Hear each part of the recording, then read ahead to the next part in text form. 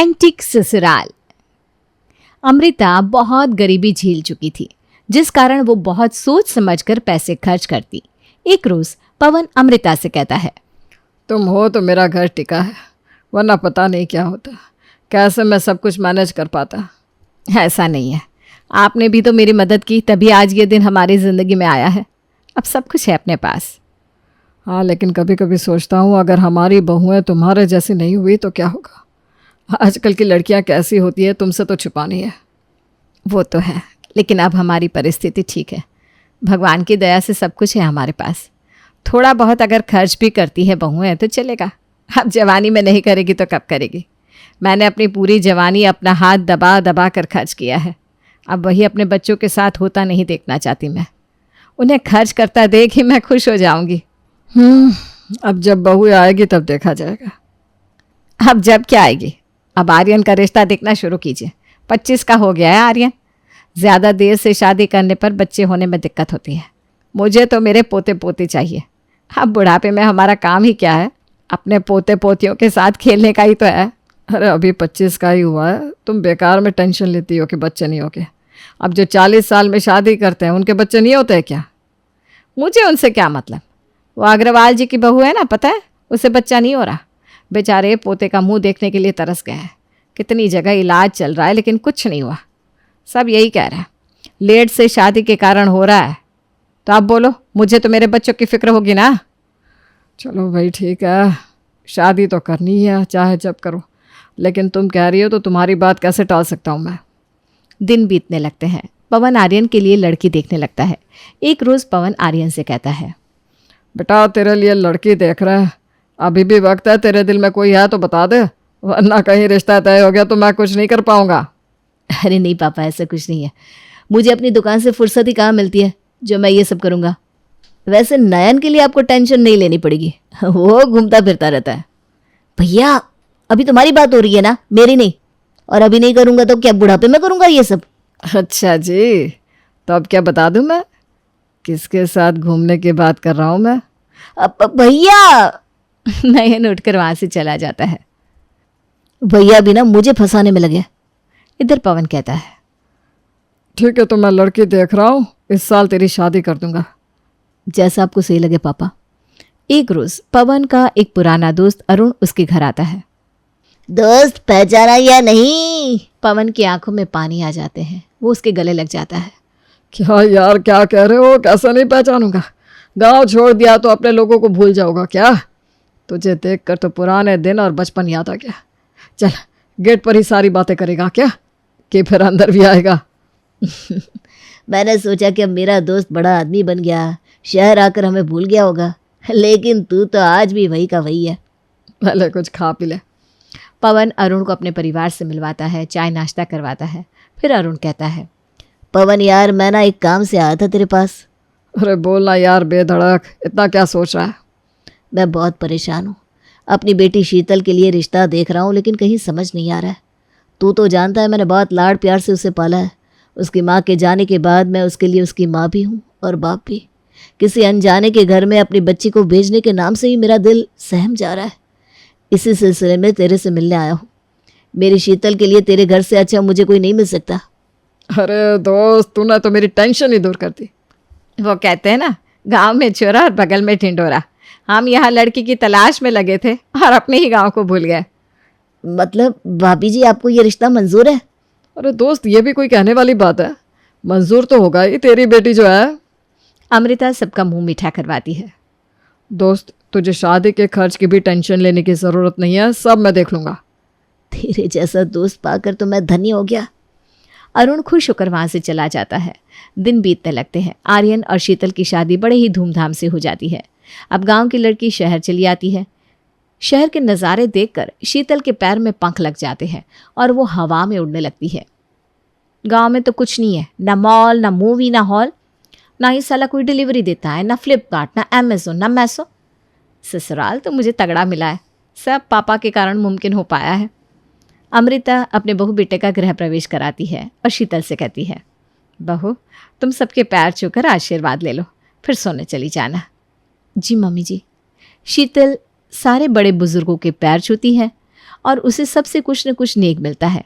इतने सारे different gifts देखकर उसकी आंखें खुली की खुली रह जाती हैं। ये सब उसने कभी अपने गांव में देखा ही नहीं था। इधर अमृता और पवन निश्चिंत हो जाते हैं कि उनके घर वैसी ही बहू आई है जैसी उन्हें चाहिए थी।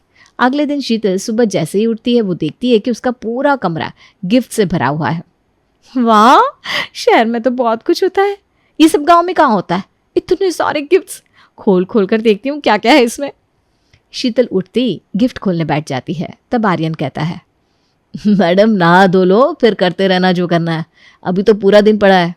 हाँ, लेकिन मैं देख रही थी क्या क्या आया है, फिर उसी हिसाब से मैं अपने लिए चीज़ें लूँगी ना। इसमें क्या है, जो चाहिए तुम बेधड़क ऑनलाइन ऑर्डर करो।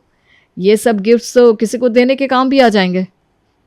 ठीक है, तो मैं ना वेस्टर्न ड्रेसेस ऑर्डर कर लेती हूँ हनीमून के लिए। हनीमून के लिए ऑर्डर करोगी तो आने में टाइम लग जाएगा, इससे अच्छा है कि हम मार्केट चल कर ले लेंगे। शीतल आर्यन को हक करते हुए कहती है, ठीक है, मैं ना शॉर्ट ड्रेस लूँगी, hot pant and one piece. हम लोग गोवा चले? जहाँ चलने का मन है चलो, मुझे कोई दिक्कत नहीं है, शॉपिंग मैं भी कर लूँगा। ठीक है, शाम को चलते हैं। शीतल नहा धोकर अमृता के पास जाती है। बहू तू प्रसाद बना ले, फिर सत्यनारायण भगवान की कथा है। जी मम्मी जी। शीतल खाना बना लेती है, फिर पंडित जी आते हैं और कथा हो जाती है। शीतल प्रसाद में पूरी, सब्जी और खीर बनाती है। सब खाना खाकर बड़े खुश हो जाते हैं। और फिर एक बार नेक में शीतल को अच्छे खासे पैसे मिल जाते हैं। पैसे पर हाथ फिराकर शीतल मन ही मन सोचती है, इनके यहाँ किसी चीज़ की कमी नहीं है, मैं दम तक शॉपिंग करूँगी। शादी के बाद पत्नी के सारे अरमान पूरा करना उसके पति की ही तो जिम्मेदारी होती है। शीतल उसी वक्त आर्यन से कहती है, चलो ना चलते हैं शॉपिंग पर, फिर कल रात की ट्रेन है, पैकिंग भी तो करनी होगी ना। अरे ठीक है, तुम भी खा लो, फिर चलते हैं। शीतल आर्यन के साथ उसकी प्लेट में ही खाने लगती है। फिर दोनों शॉपिंग पर निकल जाते हैं। अमृता को ये सब अजीब लगता है। वो पवन से कहती है, शादी में कम शॉपिंग की है मैंने बहू के लिए, जो उसे आते ही ज़रूरत पड़ गई शॉपिंग की। अरे बाबा, अभी वो नई है, अभी कुछ मत कहो, घूम कर आ जाएगी तब कहना कुछ। हाँ, ये भी ठीक है, वैसे समझाना ज़रूरी है, नहीं तो वो यही चीज़ बार बार करने लगेगी। इधर शीतल दम तक शॉपिंग करती है और बहुत सारे कपड़े खरीदती है। खाना पीना भी बाहर ही करती है। दोपहर के 3 बजे के निकले शीतल और आर्यन रात को 10 बजे घर में घुसते हैं। शीतल पूरे 25,000 के कपड़े अपने लिए लेकर आई थी। दोनों जैसे ही घर आते हैं, अमृता हॉल में ही दोनों का इंतज़ार कर रही थी। बहुत देर कर दी बच्चों, और इतनी कितनी शॉपिंग कर रहे थे? मम्मी जी, मैंने 25,000 के कपड़े अपने लिए लिए हैं और इनके लिए 10,000 के, फिर ट्रेन के लिए कुछ सामान भी लिया और छोटी मोटी कुछ चीज़ें भी ली है, एक शूज़ रखने का बैग भी लिया है, लाइनर भी लिया मैंने। बेटा, ये सब लेने की क्या ज़रूरत थी? एक्स्ट्रा सामान तो घर में था ही, तो मुझसे मांग लेती। मेकअप के सारे सामान तो मैंने तुझे दिए थे शादी के वक्त। मम्मी जी, अब नए नए की बात ही अलग होती है ना। मैं जाऊँ, मैं बहुत थक गई हूँ। अमृता कुछ नहीं कह पाती, लेकिन उसका खून जलने लगता है। जिस बात का डर था अब वही हो रहा है। बहू तो बिना बात के पैसे उड़ा रही है। मेरा आर्यन तो पहले ऐसा नहीं था, अब पता नहीं क्या हो गया है उसे, क्यों बहू के साथ साथ वो भी पैसे उड़ा रहा है। गोवा से आने दो, तब उसकी खबर लेती हूँ। अगले दिन शीतल और आर्यन घूमने निकल जाते हैं। इसी तरह 15 दिन बीत जाते हैं। आर्यन और शीतल घर वापस आते हैं। शीतल बहुत सारी शॉपिंग करके आई थी। घर पहुंचती वो सारा सामान निकाल कर सबको दिखाने लगती है। मम्मी जी, ये देखिए, ये ड्रेस मैंने वहाँ से ली, बहुत सुंदर है ना, ऐसी तो कहीं मिलती ही नहीं है। और ये फ्लोरल कुर्ती आपके लिए, ये कुर्ता पजामा पापा जी के लिए, और ये शॉर्ट्स नयन के लिए। मेकअप के ना बहुत सारे नए नए आइटम मैंने वहाँ से लिए जो यहाँ मिलते ही नहीं है। बहू, इन सब की क्या ज़रूरत थी? ऐसे ही शादी में सबने बहुत शॉपिंग किया था। और इस बैग में क्या है? मम्मी जी, शादी के बाद की शॉपिंग की बात ही कुछ अलग है, और ये तो सबसे अलग है। इस बैग में मैंने कुछ अपने लिए सामान लिया है। इतने में ही डोरबेल बजती है और एक डिलीवरी बॉय गेट पर खड़ा था। ओ, आ गई आ गई आ गई। मैंने ना एक शोपीस रूम के लिए ऑर्डर की थी। आर्यन, ज़रा पेमेंट कर देना। अरे मैंने भी एक फ़ोन ऑर्डर किया था, वो भी अभी तक आया नहीं है। अरे आ जाएगा, जस्ट चिल। शीतल और आर्यन अब आए दिन फिजूल के खर्च करने लगते हैं। जो चीज़ घर में है फिर भी नहीं ले आते। अब आए दिन शीतल सुबह पहले ही घूमने निकल जाती, कभी मूवी देखने तो कभी रेस्टोरेंट। एक रोज़ अमृता का दिमाग खराब हो जाता है और वो आर्यन को समझाते हुए कहती है, बेटा इतने बेफिजुल के खर्चे बेकार हैं। बहू को क्या कहूँ मैं, तू तो समझदार है। इतने पैसे बर्बाद करने का कोई मतलब नहीं बनता। कितनी मुश्किलों से आज हम यहाँ पहुँचे हैं। मम्मी ऐसी कोई बात नहीं है, जब नहीं था तो नहीं करते थे खर्च, आज है तो करता हूँ, जिंदगी जीने दो ना। बेटा खर्चे और बेफिजुल के खर्चे दोनों में अंतर है। फिर बहू रोज़ बाहर खाती है, उससे उसकी तबीयत और सेहत दोनों खराब हो जाएंगे। अरे पूरी दुनिया ही खाती है बाहर, वो कौन सा अलग कुछ कर रही है। मम्मी देखिए ये सब छोड़ दीजिए और इन छोटी छोटी बातों को लेकर शीतल से कुछ मत कहना। अब जाके सब सही चल रहा है, मैं थक गया हूँ, मैं सोने जा रहा हूँ। आर्यन अपने कमरे में चला जाता है। अमृता को बेटे में ये बदलाव अच्छा नहीं लगता। वो मन ही मन सोचती है, इन्हें तो सबक सिखाना ही होगा। किसी को कुछ कहने से अच्छा है कि मैं ही कुछ करूं। अगले दिन अमृता सुबह पहले फ़ोन चलाने लगती है। उसमें एक ऐड आता है, एप्पल आईफोन 16। ये बहुत अच्छा लग रहा है और न्यू लॉन्च भी है। एक काम करती हूँ, इसे ही ऑर्डर कर लेती हूँ।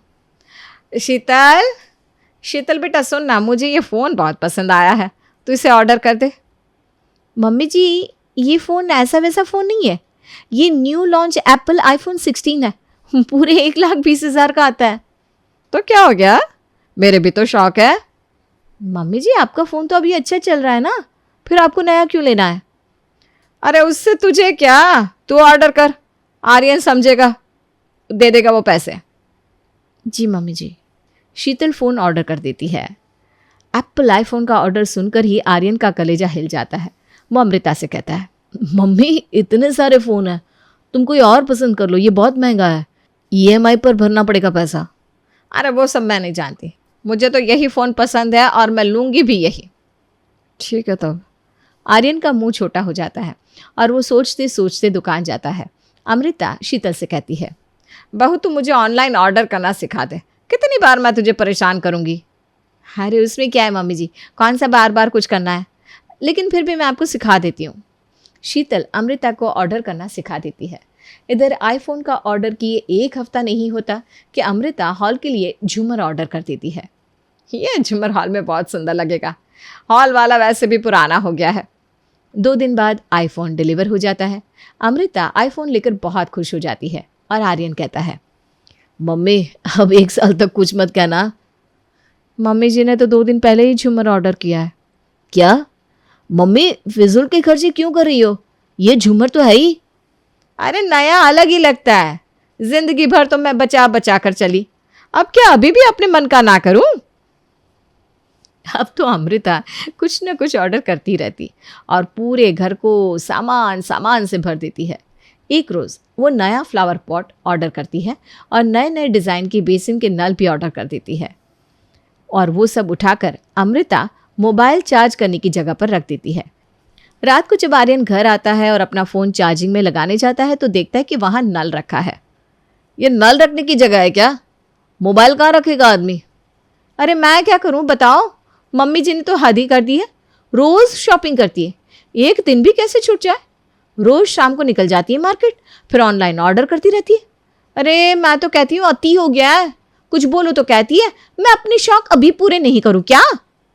मम्मी से बात करनी पड़ेगी, इस तरह अब नहीं चलेगा। आर्यन बिना खाए पिए ही सो जाता है। इधर पवन अमृता से कहता है, अरे ये सब क्या कर रही हो तुम, अभी तक बच्चों से कह रही थी कि खर्च ना करें और अब अपने ही पैसों को पानी की तरह बहा रही हो। इसी तरह से रहा तो घर में पैर रखने को जगह नहीं मिलेगी, ऊपर से कोई भी सामान अपनी जगह पर नहीं मिलता। किचन में साबुन और सरफ रहते हैं, हॉल में राशन। आपको मैंने कितनी बार कहा कि बच्चों को समझाओ, लेकिन आपने मेरी एक नहीं सुनी। लो झेलो अब। अमृता मुंह घुमाकर सो जाती है। अगले दिन सुबह सब नाश्ते की टेबल पर बैठे थे, उसी वक्त डोरबेल बजती है। बेटा देख तो कौन आया है। आर्यन दरवाज़ा खोलता है और उसके सामने एक डिलीवरी बॉय एक बड़ी सी पेंटिंग लेकर खड़ा था। भैया आप गलत एड्रेस पर आए हो, ये हमने ऑर्डर नहीं किया है। सर मैं सही एड्रेस पर आया हूँ, आपके घर से ही ऑर्डर आया है, आप एक बार सबसे पूछकर चेक करो। आर्यन सभी से पूछता है, ये पेंटिंग तो किसी ने ऑर्डर नहीं की ना, ये डिलीवरी बॉय कह रहा है कि ये यहीं से ऑर्डर हुई है। अरे हाँ मैंने ही ऑर्डर किया, बहुत एंटीक पेंटिंग है और बहुत सस्ते में मिल रही थी तो मैंने ऑर्डर कर दिया। अब मुंह क्या देख रहा है, जाकर उसे पैसे दे और पेंटिंग ले ले। आर्यन पेंटिंग तो ले लेता है और डिलीवरी बॉय के जाने के बाद कहता है, मम्मी ये सब क्या है, कहाँ रखोगी इसे? कहाँ, क्या हॉल में रहेगा ये? इतने सस्ते में मिल गया, समझ में आ रहा है तुझे? 25,000 सस्ता होता है क्या? मम्मी हम इतने भी अमीर नहीं हो गए जो आप पानी की तरह पैसे बहा रही हो। घर में और भी लोग रहते हैं, इस तरह सब करेंगे तो हम लोग जल्दी ही रोड पर आ जाएंगे। अरे आप भी इस तरह से करोगी तो कैसे चलेगा? भैया ये आप क्या बोल रहे हो? मम्मी का जो मन होगा बोलेगी। भाभी भी तो दिन भर खर्च करती रहती है, रोज उन्हें बाहर का खाना खाना होता है। आर्यन की नज़रें झुक जाती है। बेटा, मैं तुझे यही समझाना चाहती थी कि हमारी परिस्थिति अभी इतनी भी अच्छी नहीं हुई कि हम रोज़ बेफिजुल खर्च करें, लेकिन तुम और शीतल मेरी बात समझने को तैयार ही नहीं थे। तुम्हें लग रहा था कि मैं तुम लोगों पर रोक टोक कर रही हूँ। पैसों की कीमत होती है जो कमाने वाला ही जानता है। मम्मी मैं समझ गया, मुझे माफ़ कर दो। सॉरी मम्मी जी, मैं अभी अभी शहर आई हूँ ना, तो थोड़ा ज़्यादा ही पगला गई थी। अब मैं ना देख कर खर्च करूँगी। माँ तो माँ ही होती है, बच्चों को कैसे समझाना है उनसे अच्छा किसी को नहीं पता होता है। सब हंसने लगते हैं और वापस से सब अच्छे से एक दूसरे की ज़रूरतों को समझकर काम करने लगते हैं।